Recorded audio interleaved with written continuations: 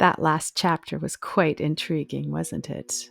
In The Woman in White, we are on Epoch 2, Chapter 7 today. I really want to know what the secret is that Anne Catherick knows.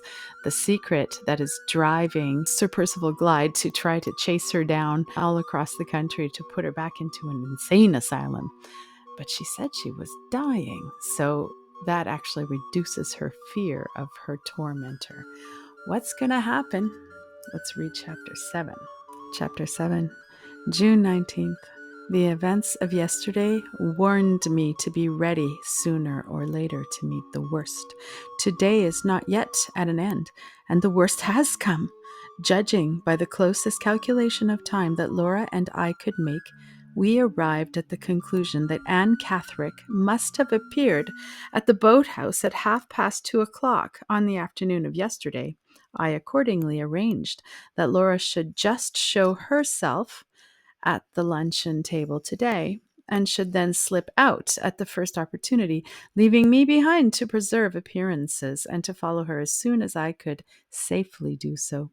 This mode of proceeding, if no obstacles occurred to thwart us, would enable her to be at the boathouse before 2:30. Then, when I left the table in my turn, would take me to a safe position in the plantation before 3. The change in the weather, which last night's wind warned us to expect, came with the morning. It was raining heavily when I got up, and it continued to rain until 12 o'clock, when the clouds dispersed. The blue sky appeared, and the sun shone again, with the bright promise of a fine afternoon. My anxiety to know how Sir Percival and the Count would occupy the early part of the day was by no means set to rest, so far as Sir Percival was concerned, and by leaving us immediately after breakfast, and going out by himself in spite of the rain. He neither told us where he was going nor when we might expect him back. We saw him pass the breakfast room window hastily with his high boots and his waterproof coat on, and that was all. The Count passed the morning quietly indoors, some part of it in the library, some part in the drawing room, playing odds and ends of music on the piano and humming to himself. Judging by appearances, the sentimental side of his character was presently inclined to betray itself still. He was silent and sensitive, and ready to sigh and languish ponderously, as only fat men can sigh and languish, on the smallest provocation. Luncheon time came, and Sir Percival did not return. The Count took his friend's place at the table, plaintively devoted to the greatest part of a fruit tart submerged under a whole jug full of cream, and explained the full merit of the achievement to us as soon as he had done. "A taste for sweets," he said in his softest tones and in his tenderest manner, "is the innocent taste of women and children. I love to share it with them. It is another bond, dear ladies, between you and me." Laura left the table in 10 minutes' time. I was sorely tempted to accompany her, but if we had both gone out together, we might have excited suspicion, and worse still, if we had allowed Anne Catherick to see Laura accompanied by a second person, who was a stranger to her, we should, in all probability, forfeit her confidence from that moment, never to regain it again. I waited, therefore, as patiently as I could until the servant came in to clear the table. When I quitted the room, there were no signs, in the house or out of it, of Sir Percival's return.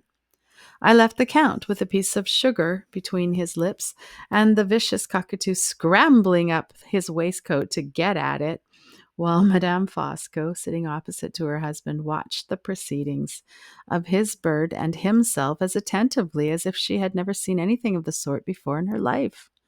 On my way to the plantation, I kept carefully beyond the range of view from the luncheon-room window. Nobody saw me and nobody followed me. It was then 2:45 by my watch. Once among the trees, I walked rapidly until I had advanced more than halfway through the plantation. At that point, I slackened my pace and proceeded cautiously, but I saw no one and heard no voices. By little and little I came within view of the back of the boathouse, stopped and listened, then went on till I was close behind it, and must have heard any persons who were talking inside. Still, the silence was unbroken. Still, far and near, no sign of living creature appeared anywhere. After skirting around by the back of the building, first on one side and then on the other, and making no discoveries, I ventured in front of it and fairly looked in. The place was empty. I called, "Laura!" At first softly, and then louder and louder. No one answered. No one appeared. For all that I could see and hear, the only human creature in the neighborhood of the lake and the plantation was myself. My heart began to beat violently, but I kept my resolution and searched first the boathouse and then the ground in front of it for any signs which might show me whether Laura had really reached this place or not. No mark of her presence appeared inside of the building, but I found traces of her outside it in footsteps on the sand. I detected the footsteps of two persons, large footsteps like a man's, and small footsteps, which by putting my own feet into them and testing their size in that manner, I felt certain were Laura's. The ground was confusedly marked in this way just before the boathouse. Close against one side of it, under shelter of the projecting roof, I discovered a little hole in the sand, a hole artificially made beyond a doubt. I just noticed it and then turned away immediately to trace the footsteps as far as I could and to follow the direction in which they might lead me. They led me, starting from the left-hand side of the boathouse along the edge of the trees, a distance I should think of between 200 and 300 yards, and then the sandy ground showed no further trace of them. Feeling that the persons whose course I was tracking must necessarily have entered the plantation at this point, I entered it too. At first I could find no path, but I discovered one afterwards, just faintly traced along the trees, and I followed it. It took me for some distance in the direction of the village, until I stopped at a point where another foot track crossed it. The brambles grew thickly on either side of the second path. I stood looking down it, uncertain which way to take next, and while I looked, I saw on one thorny branch some fragments of fringe from a woman's shawl. A closer examination of the fringe satisfied me that it had been torn from a shawl of Laura's, and I instantly followed the second path. It brought me out at last, to my great relief, at the back of the house. I say to my great relief because I inferred that Laura must, for some unknown reason, have returned before me by this roundabout way. I went in by the courtyard and the offices. The first person whom I met in crossing the servants' hall was Mrs. Michelson, the housekeeper. "Do you know," I asked, "whether Laura Glyde has come in from her walk or not?" "My lady came in a little while ago with Sir Percival," answered the housekeeper. "I'm afraid, Miss Halcombe, something very distressing has happened." My heart sank within me. "You don't mean an accident?" I said faintly. "Oh, no, no, thank God, no accident, but my lady ran upstairs to her own room in tears, and Sir Percival has ordered me to give Fanny warning to leave in an hour's time." Fanny was Laura's maid, a good, affectionate girl who had been with her for years, the only person in the house whose fidelity and devotion we could both depend upon. "Where is Fanny?" I inquired. "In my room, Miss Holcombe. The young woman is quite overcome, and I told her to sit down and to try to recover herself." I went to Mrs. Michelson's room, and I found Fanny in a corner with her box by her side, crying bitterly. She could give me no explanation whatever for her sudden dismissal. Sir Percival had ordered that she should have a month's wages in place of a month's warning and go. No reason had been assigned, no objection had been made to her conduct. She had been forbidden to appeal to her mistress, forbidden even to see her for a moment to say goodbye. She was to go without explanations or farewells, and to go at once. After soothing the poor girl by a few friendly words, I asked where she proposed to sleep that night. She replied that she thought of going to the little inn in the village, the landlady of which was a respectable woman known to the servants at Blackwater Park. The next morning, by leaving early, she might get back to her friends at Cumberland, without stopping in London, where she was a total stranger. I felt directly that Fanny's departure offered us a safe means of communication with London and with Limmeridge House, of which it might be very important to avail ourselves. Accordingly, I told her that she might expect to hear from her mistress or from me in the course of the evening, and that she might depend on our both doing all that lay in our power to help her, under the trial of leaving us for the present. Those words said, I shook hands with her and went upstairs. The door which led to Laura's room was the door of an antechamber opening onto the passage. When I tried it, it was bolted on the inside. I knocked, and the door was opened by some heavy, overgrown housemaid whose lumpish insensibility had tried my patience so severely on the day when I found the wounded dog. I had since that time discovered that her name was Margaret Porcher, and that she was the most awkward, slatternly, and obstinate servant in the house. On opening the door, she instantly stepped out to the threshold and stood grinning at me in stolid silence. "Why do you stand there?" I said. "Don't you see that I want to come in?" "Ah, but you mustn't come in," was the answer, with another and a broader grin still. "How dare you talk to me in that way? Stand back instantly." She stretched out a great red hand and arm on either side of her, so as to bar the doorway, and slowly nodded her addle head at me. "Master's orders," she said, and nodded again. I had need of all my self-control to warn me against contesting the matter with her, and to remind me that the next words I had to say must be addressed to her master. I turned my back on her and instantly went downstairs to find him. My resolution to keep my temper under all the irritations that Sir Percival could offer was by this time as completely forgotten, I say to my shame, as if I had never made it.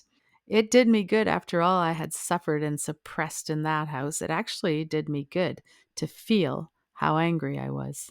The drawing room and the breakfast room were both empty. I went on to the library, and there I found Sir Percival, the Count, and Madame Fosco. They were all three standing up, close together, and Sir Percival had a little slip of paper in his hand. As I opened the door, I heard the Count say to him, "No, 1,000 times over, no." I walked straight up to him, and I looked him full in the face. "Am I to understand, Sir Percival, that your wife's room is a prison, and that your housemaid is the jailer who keeps it?" I asked. "Yes, that is what you are to understand," he answered. "Take care my jailer hasn't got double duty to do. Take care your room is not a prison, too." "Take you care how you treat your wife and how you threaten me," I broke out in the heat of my anger. "There are laws in England to protect women from cruelty and outrage. If you hurt a hair of Laura's head, if you dare to interfere with my freedom, come what may, to those laws I will appeal." Instead of answering me, he turned round to the Count. "What did I tell you?" he asked. "What do you say now?" "What I said before," replied the Count. "No." Even in the vehemence of my anger, I felt his calm, cold, gray eyes on my face. They turned away from me as soon as he had spoken, and looked significantly at his wife. Madame Fosco immediately moved close to my side, and in that position addressed Sir Percival before either of us could speak again. "Favor me with your attention for one moment," she said, in her clear, icily suppressed tones. "I have to thank you, Sir Percival, for your hospitality, and to decline taking advantage of it any longer. I remain in no house in which ladies are treated as your wife and Miss Holcombe have been treated here today." Sir Percival drew back a step, and I stared at her in dead silence. The declaration he had just heard, a declaration which he knew well, as I well knew Madame Fosco would not have ventured to make without her husband's permission, seemed to petrify him.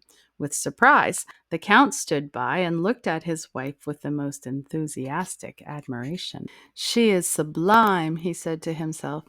He approached her while he spoke, and drew her hand through his arm.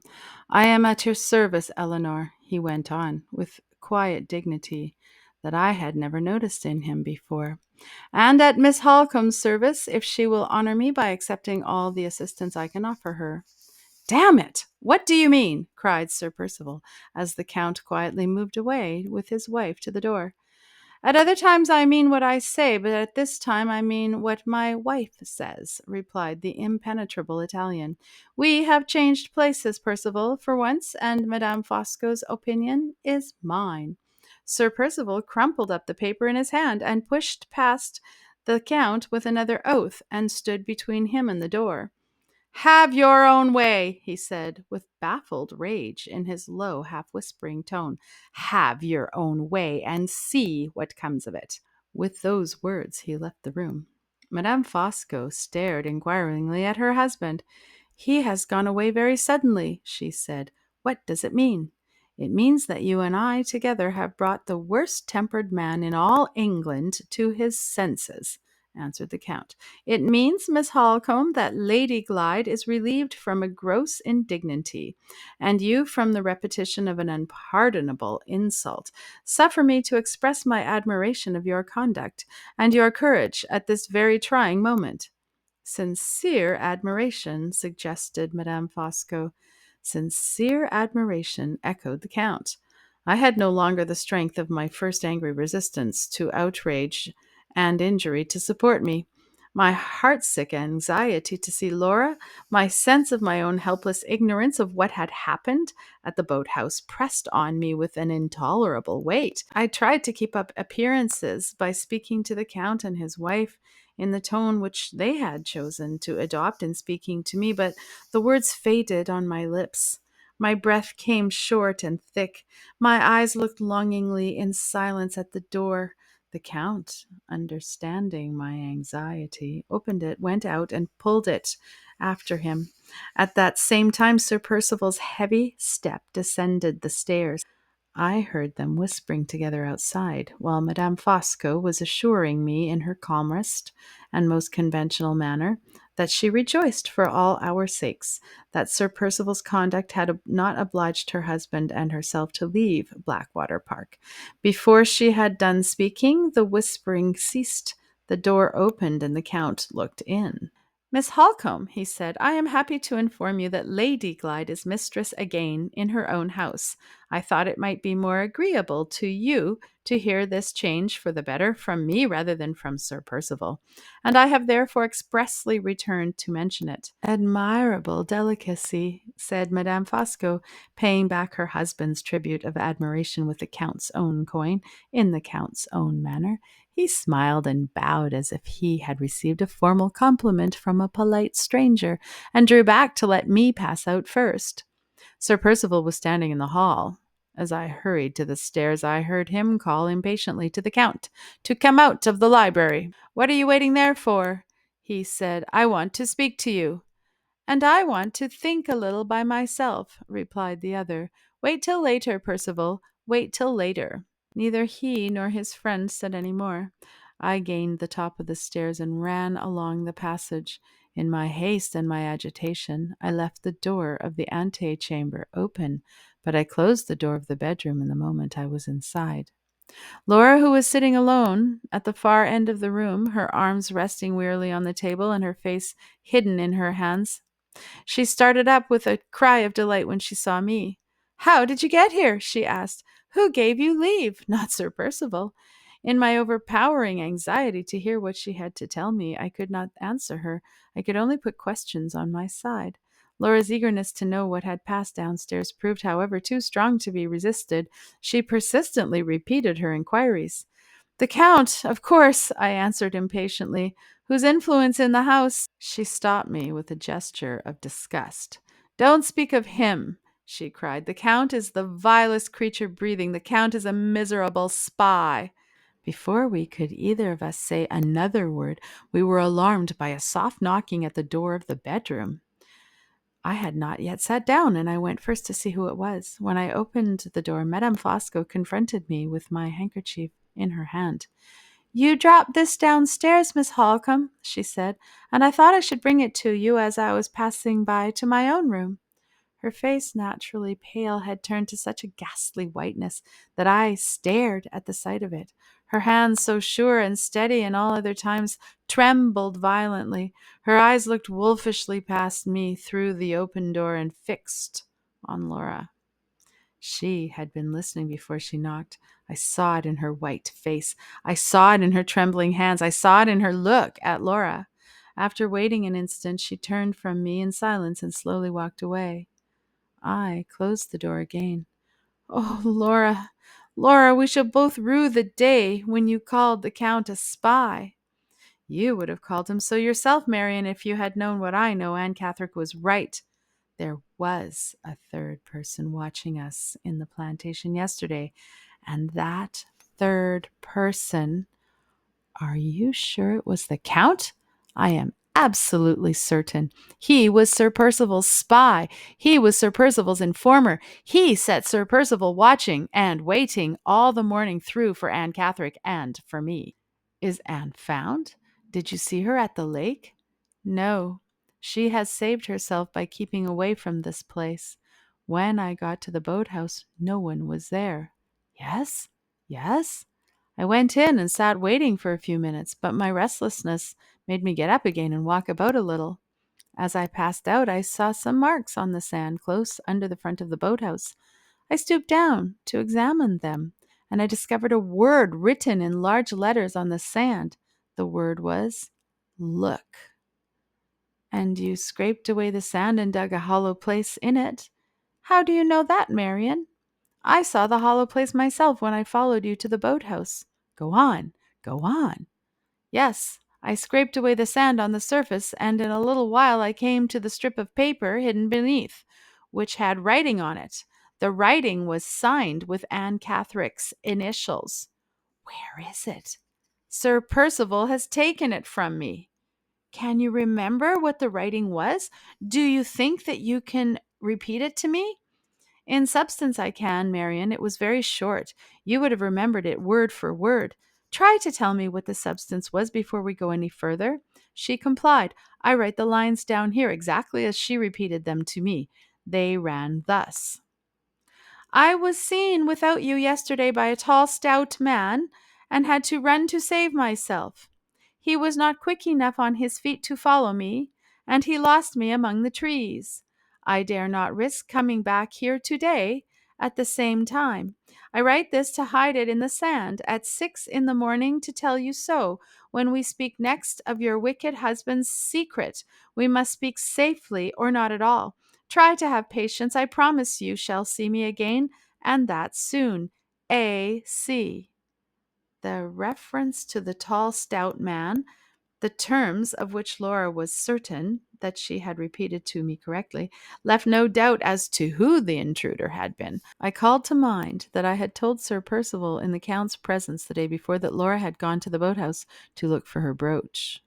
In all probability, he had followed her there in his officious way to relieve her mind about the matter of the signature immediately after he had mentioned the change in Sir Percival's plans to me in the drawing room. In this case, he could only have got to the neighborhood of the boathouse at the very moment when Anne Catherick discovered him. The suspiciously hurried manner in which she parted from Laura had no doubt prompted his useless attempt to follow her. Of the conversation which had previously taken place between them, he could have heard nothing. The distance between the house and the lake, and the time at which he had left me in the drawing room, as compared with the time at which Laura and Anne Catherick had been speaking together, proved the fact to us, at any rate, beyond a doubt. Having arrived at something like a conclusion so far, my next great interest was to know what discoveries Sir Percival had made after Count Fosco had given him his information. How came you to lose possession of the letter? I asked. What did you do with it when you found it in the sand? After reading it once through, she replied, I took it into the boathouse with me to sit down and look it over a second time. While I was reading, a shadow fell over the paper. I looked up and saw Sir Percival standing in the doorway watching me. Did you try to hide the letter? I tried, but he stopped me. You needn't trouble to hide that, he said. I happen to have read it. I could only look at him helplessly. I could say nothing. You understand? He went on. I have read it. I dug it up out of the sand 2 hours since, and buried it again, and wrote the word above it again, and left it ready for your hands. You can't lie yourself out of the scrape now. You saw Anne Catherick in secret yesterday, and you have got her letter in your hand at this moment. I have not caught her yet, but I have caught you. Give me that letter." He stepped close to me now, and I was alone with him. Marion, what could I do? I gave him the letter. What did he say when you gave it to him? At first he said nothing. He took me by the arm and led me out of the boathouse and looked about him on all sides, as if he was afraid of our being seen or heard. Then he clasped his hand fast round my arm and whispered to me, "What did Anne Catherick say to you yesterday? I insist on hearing every word from first to last." Did you tell him? I was alone with him, Marian. His cruel hand was bruising my arm. What could I do? Is the mark on your arm still? Let me see it. Why do you want to see it? I want to see it, Laura, because our endurance must end and our resistance must begin today. That mark is a weapon to strike him with. Let me see it now. I may have to swear to it at some future time. Oh, Marian, don't talk so. It doesn't hurt me now. Let me see it. She showed me the marks. I was past grieving over them, past crying over them, past shuddering over them. They say we are either better than men or worse. If the temptation that has fallen in some women's way and made them worse had fallen in mine at that moment, thank God, my face betrayed nothing that his wife could read. The gentle, innocent, affectionate creature thought I was frightened for her and sorry for her, and thought no more. Don't think too seriously of it, Marian, she said simply as she pulled her sleeve down again. It doesn't hurt me now. I will try to think quietly of it, my love, for your sake. Well, well. And you told him all that Anne Catherick had said to you? All that you told me? Yes, all. He insisted on it. I was alone with him. I could conceal nothing. Did he say anything when you had done? He looked at me and laughed to himself in a mocking, bitter way. "I mean to have the rest out of you," he said. "Do you hear, the rest?" I declared to him solemnly that I had told him everything I knew. "Not you," he answered. "You know more than you choose to tell. Won't you tell it? You shall. I will wring it out of you at home, if I can't wring it out of you here." He led me away by a strange path through the plantation, a path where there was no hope of our meeting you, and he spoke no more till we came within sight of the house. Then he stopped again and said, "Will you take a second chance if I give it to you? Will you think better of it and tell me the rest?" I could only repeat the same words I had spoken before. He cursed my obstinacy and went on. He took me with him to the house. "You can't deceive me," he said. "You know more than you choose to tell. I'll have that secret out of you, and I'll have it out of that sister of yours as well. There shall be no more plotting and whispering among you. Neither you nor she shall see each other until you have confessed the truth. I'll have you watched morning, noon, and night till you confess the truth." He was deaf to everything I could say. He took me straight upstairs into my own room. Fanny was sitting there doing some work for me, and he instantly ordered her out. "I'll take good care you're not mixed up in this conspiracy," he said. "You shall leave this house today. If your mistress wants a maid, she shall have one of my choosing." He pushed me into the room and locked the door on me. He set that senseless woman to watch me outside. Marian, he looked and spoke like a madman. You may hardly understand it. He did indeed.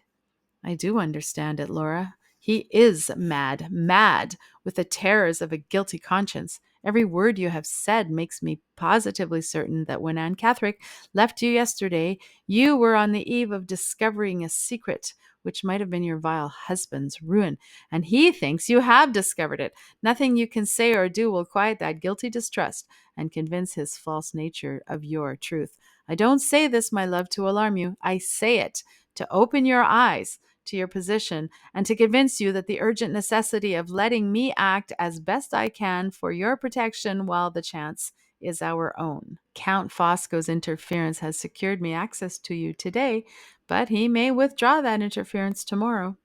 Sir Percival has already dismissed Fanny because she's a quick-witted girl and devotedly attached to you, and has chosen a woman to take her place who cares nothing for your interests, and whose dull intelligence lowers her to the level of the watchdog of the yard. It is impossible to say what violent measures he may take next unless we make the most of our opportunities. while we have them. What can we do, Marian? Oh, if we could only leave this house never to see it again. Listen to me, my love, and try to think that you are not quite helpless so long as I am here with you. I will think so. I do think so. Don't altogether forget poor Fanny in thinking of me. She wants help and comfort too.